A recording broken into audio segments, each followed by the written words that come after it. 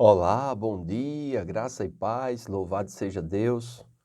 Bom é poder estar contigo mais um dia. Este é o dia que o Senhor fez, suas misericórdias se renovaram e vamos comentar mais um trecho da Bíblia. Amém? Chegamos Gênesis capítulo 37, a partir do versículo 19.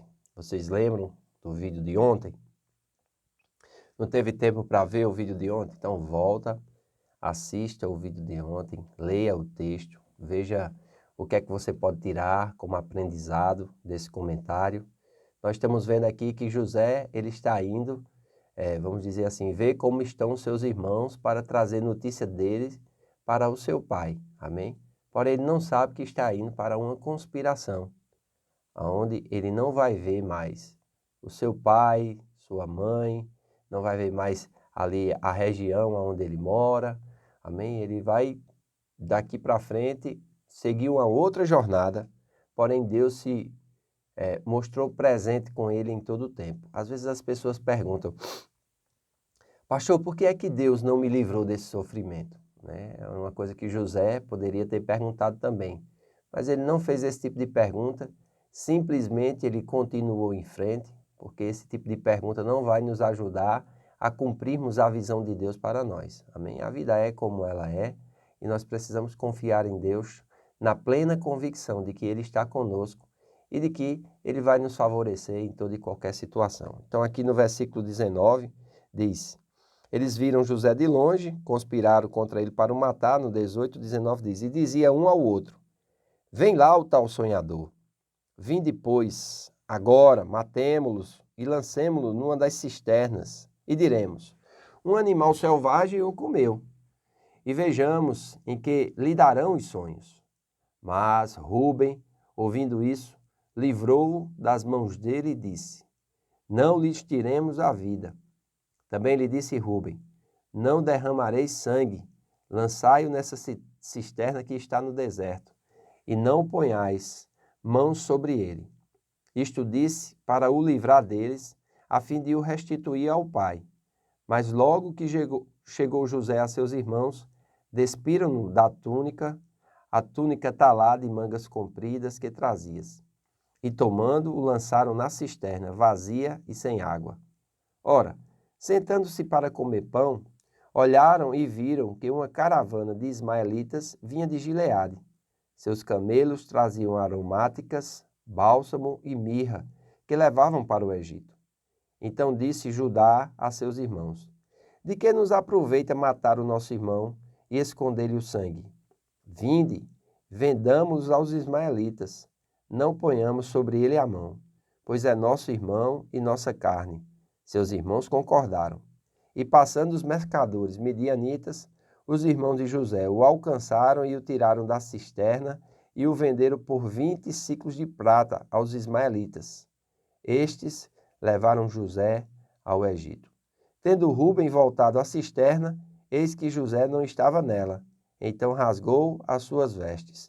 E voltando a seus irmãos, disse, não está lá o menino. E eu, para onde irei? Então tomaram a túnica de José, mataram um bode e a molharam no sangue.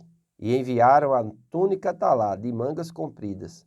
Fizeram-na levar a seu pai e lhe disseram, achamos isto, vê se é ou não a túnica de teu filho. Ele a reconheceu e disse, é a túnica de meu filho, um animal selvagem o terá comido. Certamente José foi despedaçado. Então Jacó rasgou as suas vestes e se cingiu de pano de saco e lamentou o filho por muitos dias. Lamentaram-se todos os seus filhos e todas as suas filhas. Levantaram-se todos os seus filhos e todas as suas filhas para o consolarem. Ele, porém, recusou ser consolado e disse, chorando, descerei a meu filho até a sepultura. E de fato chorou seu pai. Entre mentes, os midianitas venderam José no Egito a Potifar, oficial de Faraó, comandante da guarda. Olha só a mão de Deus aqui intervindo através do irmão mais velho. Amém? É interessante nós observarmos aqui, porque os irmãos queriam matá-lo, né? Os irmãos queriam exterminá-lo. para ver se aquilo que ele estava sonhando mesmo iria acontecer. O que será dos seus sonhos, né? Então, no pensamento deles, era matá-lo. Porém, um dos irmãos, né, Simeão, ele interviu e disse, olha, não vamos derramar o sangue do nosso irmão. Nós vamos colocar ele na cisterna, porque ele queria vir no outro momento, tirar ele daquela cisterna e devolver, restituí-lo ao pai novamente, né? Porém, Deus tinha outros planos.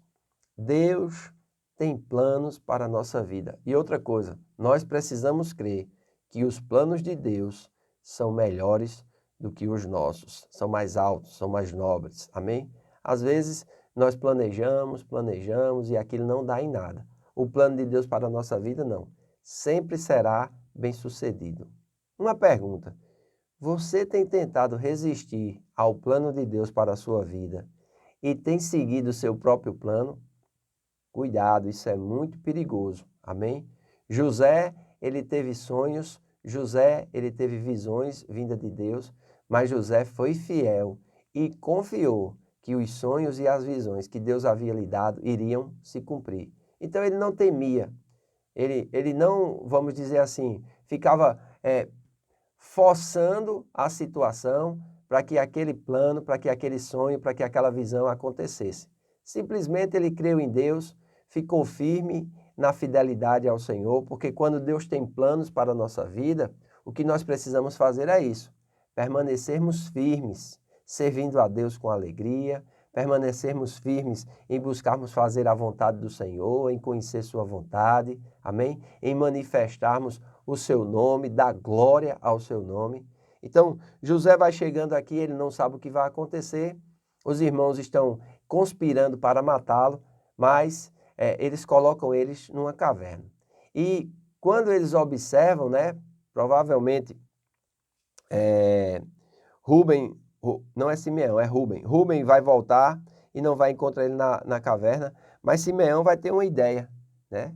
Diz aqui, olha, que eles viram uma caravana de midianitas. O versículo é o 25, diz assim, ora, sentando-se para comer pão, olharam e viram que uma caravana de ismaelitas ou midianitas, né? Esses ismaelitas são os descendentes de Ismael, os midianitas são descendentes de Midian, lembra? Midian, filho de Abraão com Quetura. Diz que eles vinham de Gileade, seus camelos traziam aromáticas, bálsamos e mirra, e eles estavam viajando para o Egito. Eram mercadores, eram vendedores, né, dessas essências. Esses mercadores ismaelitas ou midianitas, né, eles faziam, vamos dizer assim, viagens e levando essas aromáticas, bálsamo e mirra. Isso eram produtos palestinos muito populares no Egito, né? E esses produtos eram usados com os fins cosméticos e medicinais, bem como também para embalsamar. Como vocês sabem, o Egito tinha a arte de embalsamar, principalmente os nobres, os ricos, né? E o faraó, né? Eles tinham essa crença de vida após a morte. Então eles embalsamavam o corpo, enterravam até com os bens daquela pessoa nobre. Às vezes matavam até alguns servos e embalsamavam também, porque eles criam na ressurreição. Para quando aquele familiar ressuscitasse, ele tivesse com o que viver e tivesse servos para o servi-lo. Então, esses midianitas, esses ismaelitas estavam indo e eles venderam o irmão por 20 ciclos de prata. Aqui na minha Bíblia diz, era um preço justo por um escravo do sexo masculino com idade abaixo de 20 anos. Está prescrito lá em Levítico 27:5. Então, eles vendem o irmão como escravo, e pegam a roupa do irmão, matam um cordeiro, melam ali com sangue e enviam a Jacó. E quando Jacó recebe aquela túnica talar manchada de sangue, né, ele a reconheceu e disse, versículo 33, é a túnica do meu filho, um animal selvagem o terá comido. Certamente José foi despedaçado. Como ele estava errado, como ele estava equivocado.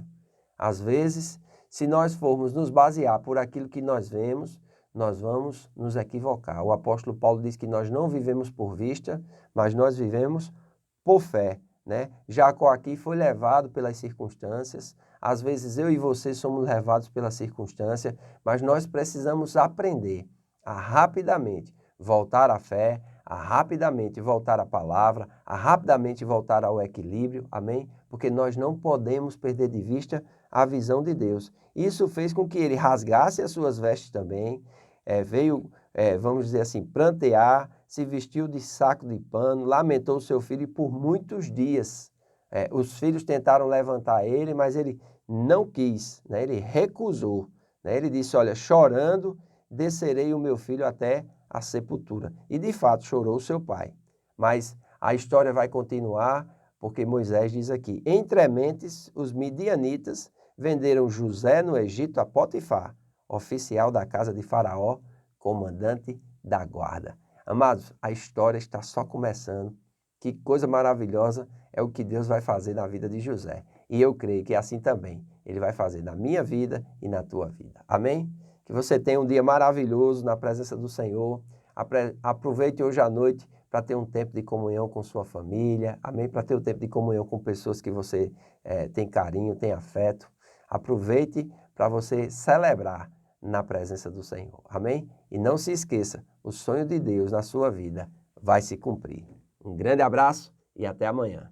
Faço votos por tua prosperidade e saúde, assim como é próspera a tua alma. Que Deus te abençoe.